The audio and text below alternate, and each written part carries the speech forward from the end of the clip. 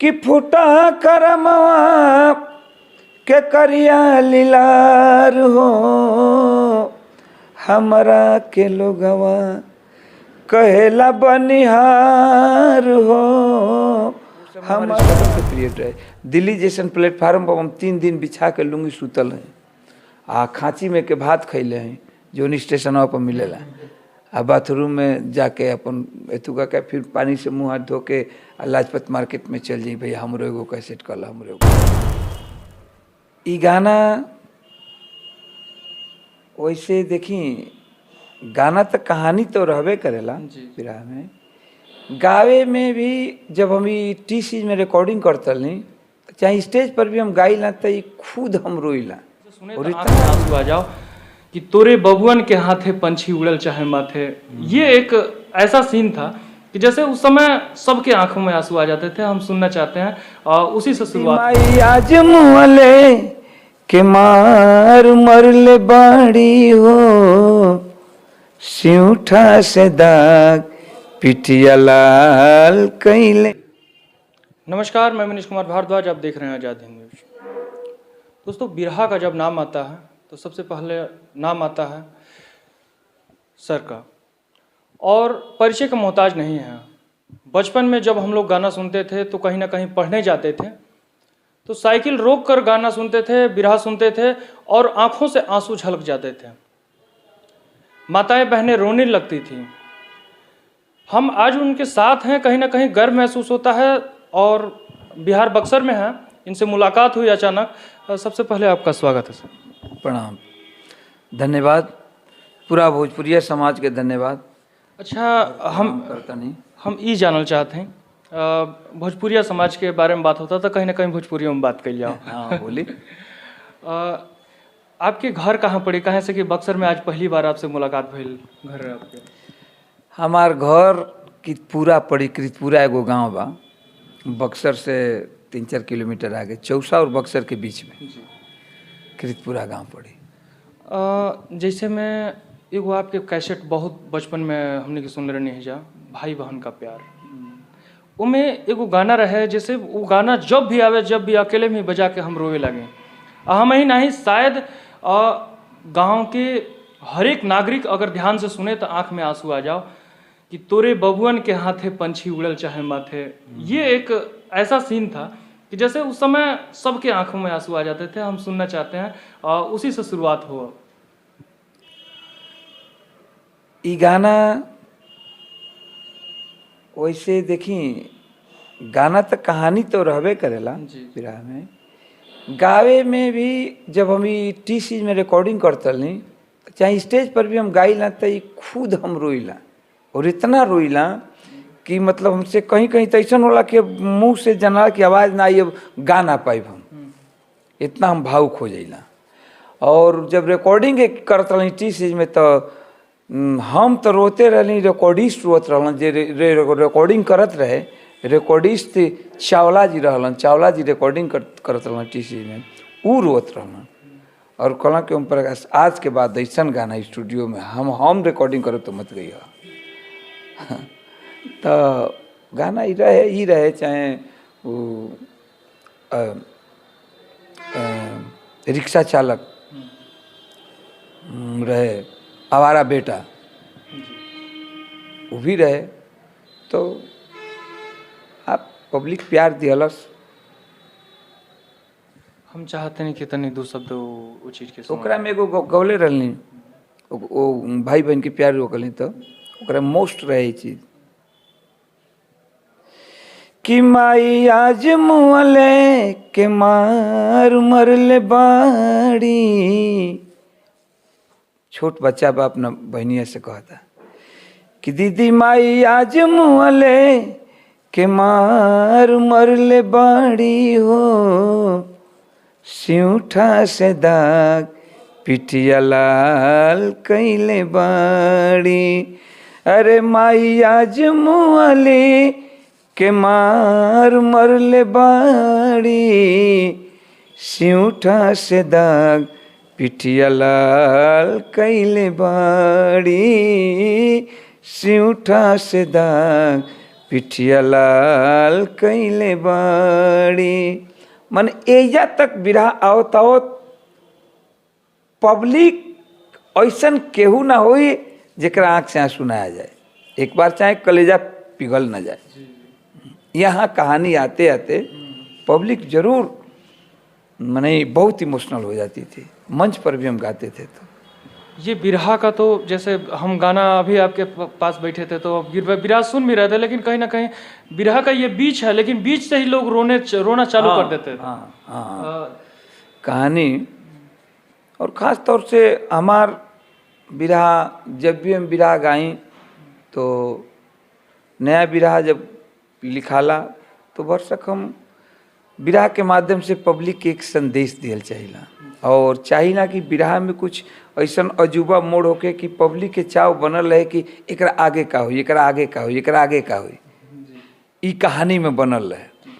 तो इसे भी और गंगा सागर जी का और हमारा बहुत अच्छा तालमेल था। जैसे आप शुरुआत किए, बहुत से लोग शुरुआत करते हैं, आपको भी कठिनाइयाँ कहीं ना कहीं हुई होंगी, लेकिन बहुत लोग, जैसे इससे पहले हम वीडियो में हमने आपका बहुत से वीडियो हमने देखा है, उसमें एक चीज़ है कि सारे लोग चालू करते हैं, सारे लोग को दिक्कत परेशानियाँ होती हैं, लेकिन बैकग्राउंड किसी के घर परिवार से गाने वाले होते हैं तो अच्छा होता है, थोड़ा सपोर्ट मिलता है। लेकिन आपके घर से कोई गाने वाला था या नहीं था, कैसे? नहीं, हमारे घर में देखिए गाने वाला तो मतलब शायर कहाते थे और जानकार रामायण वगैरह, तो गांव गंवई में हमारे दादा गाते थे, बाबा गाते थे, पिताजी भी गाते थे, लेकिन वो मजदूरी करने लगे, गरीबी था घर में, और बैकग्राउंड बहुत कमज़ोर रहे भैया।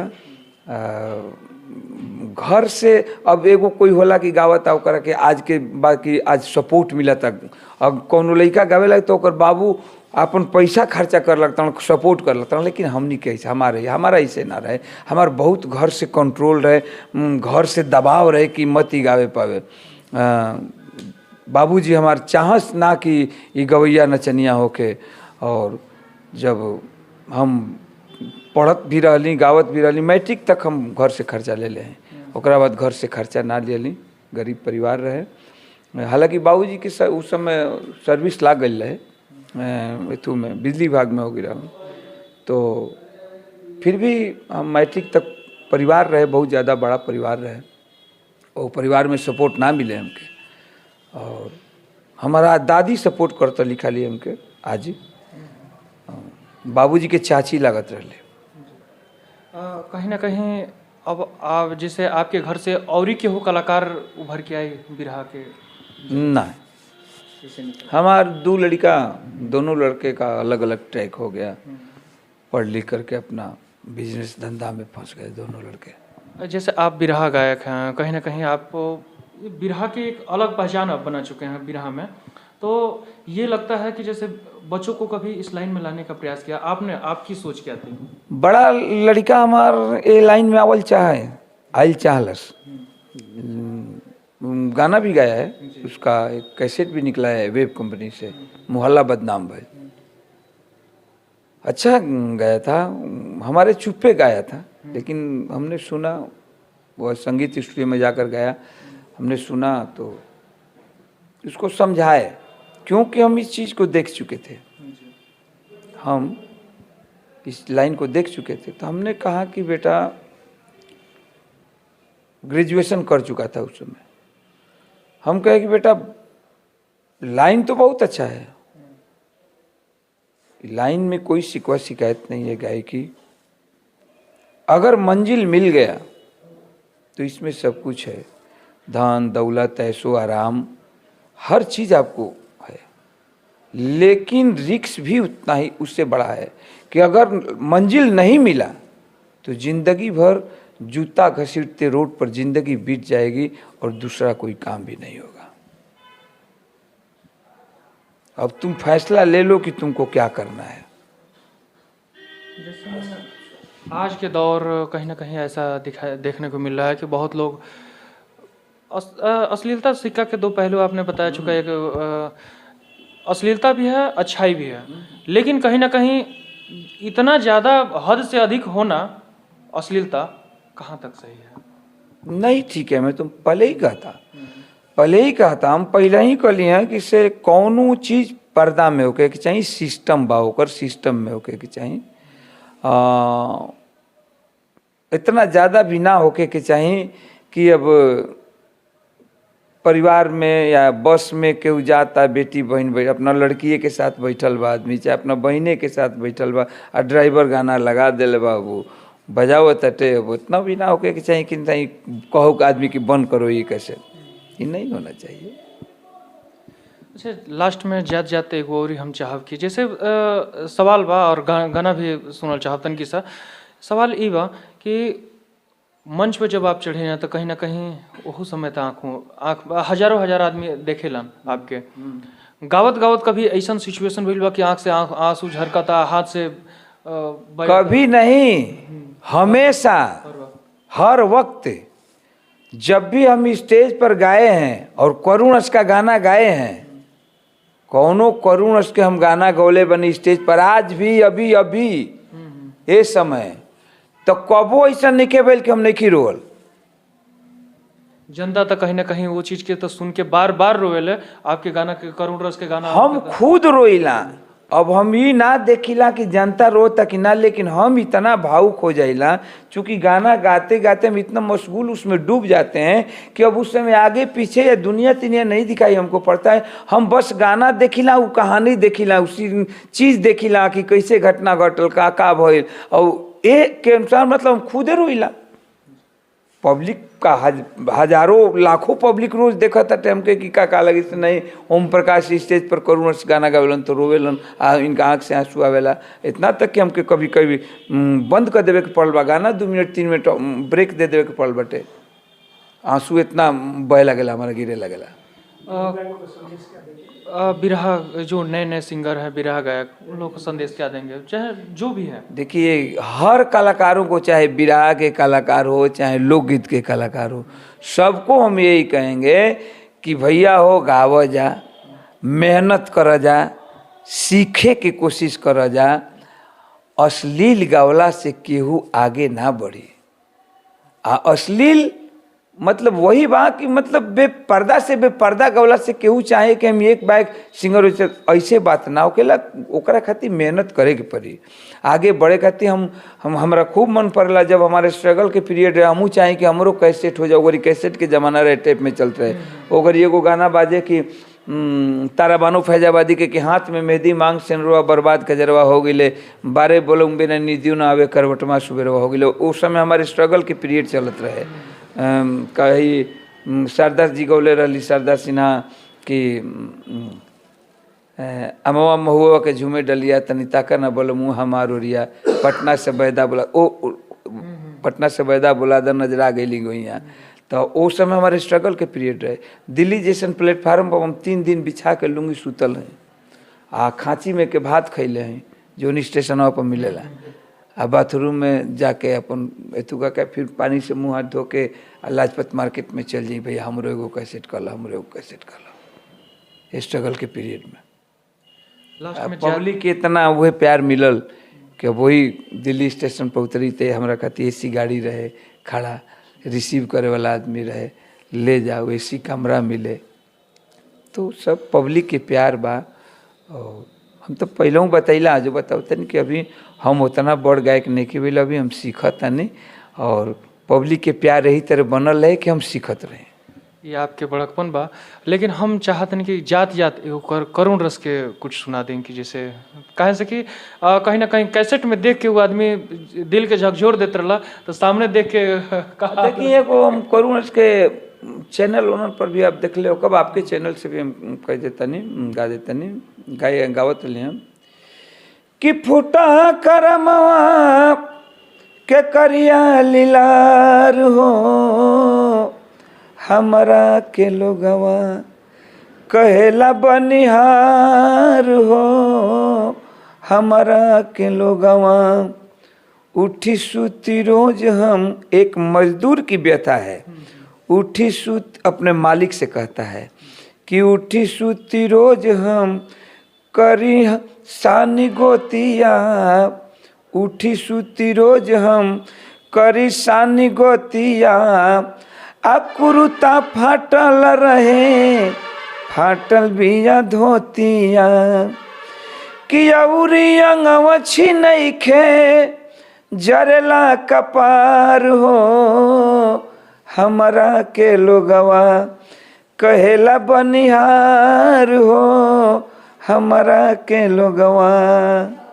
तो हमनी के मजदूर घर से रहली जा, बाप दादा मजदूर रहलन, घर में उस समय उतना उपलब्ध ना रहे, खेत रहे, जगह जमीन रहे, लेकिन उपज ना होके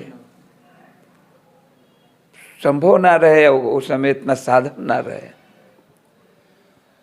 इतनी ठंड है इस समय, ठंड तो बहुत ज़्यादा बा। कहीं ना कहीं जब सड़क से जब हमने के आवत नहीं रह जा, तो वो ठंड में, वो कोहरा में, वो बनिहार के देख के कहीं ना कहीं आँखों में, और वो गावते में सीधा वो सीन मन में ये रहुए कि कहीं ना कहीं उन लोग के हाल चाल पूछल जाओ, पूछे के चाहें, कहीं ना कहीं पूछे के चाहें कि वो अंदर का चलता। देखिए हमारे को सिद्धांत है, पब्लिक कितना प्यार दिले बा। सच्चाई कहतनी कि गमछी आ चादर इतना ज़्यादा पब्लिक दिले बा, जहाँ जाए के बा तहाँ अंग वस्त्र मिले के बा, प्यार दुलार बा, लेकिन वो गमछी या चादर के बड़ा जतन करके रखीला। और वो गमछी चादर के साल में कुछ नहीं तो हम सैकड़ों हजारों चादर आ गमछी देखब कि के गरीब से गरीब बा ओकरा के दिला। हमरा के कोई काम करे आवेला तो ओकर मजदूरी तो देबे करीला, लेकिन मजदूरी के साथ एगो गमछी एगो चादर जरूर दिला। ये हमार सिद्धांत अपन। कहीं ना कहीं सबकर होके के चाहिए, कहीं ना कहीं सबकर होके के चाहिए, सबका अंदर प्यार होके के चाहिए। ऐसा कि देखिए वक्त किसी को छोड़ता नहीं है, समय बहुत ऊंचा प्रबल चीज़ है। और त्रेता हो चाहे सतयुग हो चाहे द्वापर हो, मतलब समय किसी को छोड़ा नहीं है। तो हम एक बात और कहेंगे कि इंसान को अपने वक्त पर समय पर घमंड नहीं करना चाहिए, कभी भी नहीं। हाँ, समय पर घमंड ना करना चाहिए। खैर इस वीडियो में इतना है। मैं मनीष कुमार भारद्वाज, धन्यवाद। लेकिन सर से मुलाकात